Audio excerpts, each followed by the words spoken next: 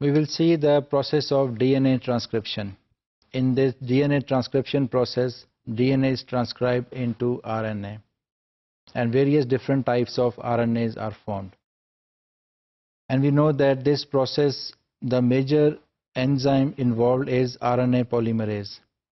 And this RNA polymerase recognizes the specialized region on the DNA that is called promoter. And we also know that DNA has different regions within the gene that are, one is the coding region that codes into the mRNA, and the others are regulatory regions that do not take part in the translation of proteins. And these regions are, one is the upstream region that is called 5' untranslated region, and the other is downstream region that is called 3' untranslated regions. And we also know that in the process of DNA transcription, many different types of RNAs are formed.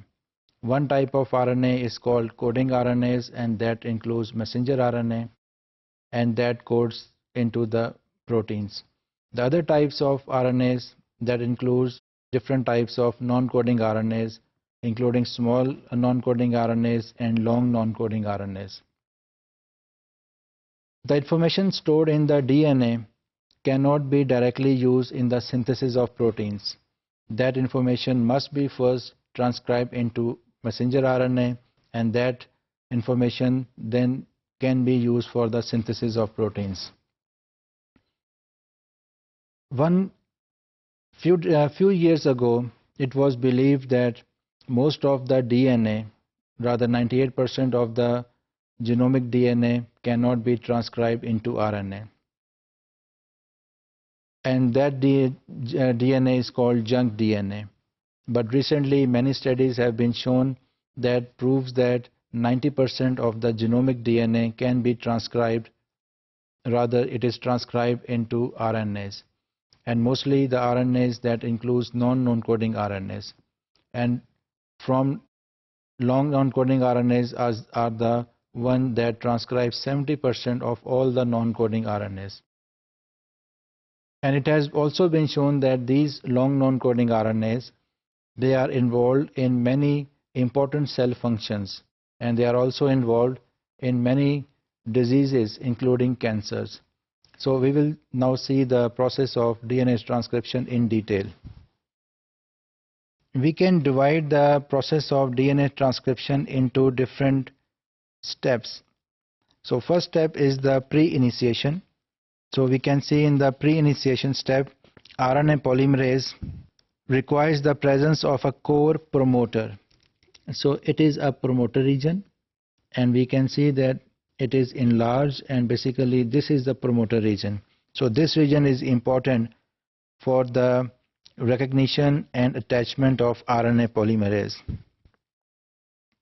So we can see that before the RNA polymerase can bind with the promoter region, first many small proteins called the transcription factors, they bind the promoter region, and after that the binding of RNA polymerase is facilitated.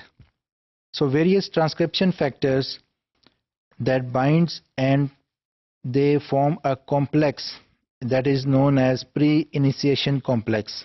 So the first step is the binding of these proteins, and these proteins combine together to form a pre-initiation complex. So the next step is the initiation step, and in this step the actual RNA polymerase then recognize these pre-initiation complex that comprises of small proteins called transcription factor, and the binding of RNA polymerase with this pre-initiation complex is the important step of the initiation step. It means that the binding of RNA polymerase is actually the process that includes the initiation. So after the binding of RNA polymerase at the promoter region, then the elongation step starts, and before the elongation step starts, we can see here the binding of RNA polymerase facilitate the separation of the two strands of DNA. And this separation of DNA strand is very important, and this is carried out by some of the transcription factors proteins, and these transcription factor proteins constitute some of the helicases enzyme, and these helicases enzyme help in the unwinding of the DNA molecule. And after the unwinding of the DNA molecule, then the RNA polymerase will read the template, and this blue strand is the template strand, and it is also called the antisense strand, and it will read the template strand and will add the complementary nucleotide and will facilitate in the formation of RNA. So we can see in this diagram that RNA polymerase is moving and reading the template of the DNA, and direction is in the right direction. And when it is moving, it reads the strand nucleotide and adds the complementary nucleotides. But we know that in RNA all the nucleotides are same except for thymine, uracil is added, and all the other cytosine, guanine and adenine, they are common in both RNA and DNA. So we can see here the formation of this yellow color. This is the RNA, and it is being formed after the process of transcription, and this process continues.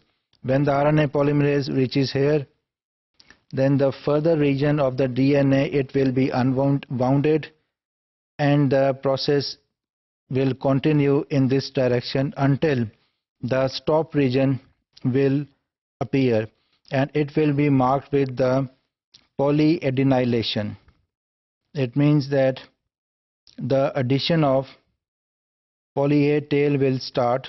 The starting point of poly A will be basically the point where the elongation of the transcription will stop, and in this way the RNA molecule will be synthesized, and this all transcription will be carried out in the 5' to 3' direction, because our RNA polymerase can only transcribe in this direction, and this will facilitate and will not be required the RNA primer.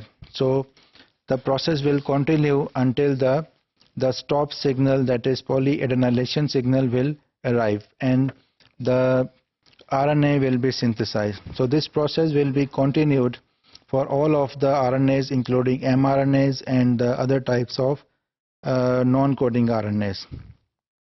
So this process is very important, and after the transcription of the RNAs, then RNAs, especially the mRNA, will use this information for the synthesis of proteins.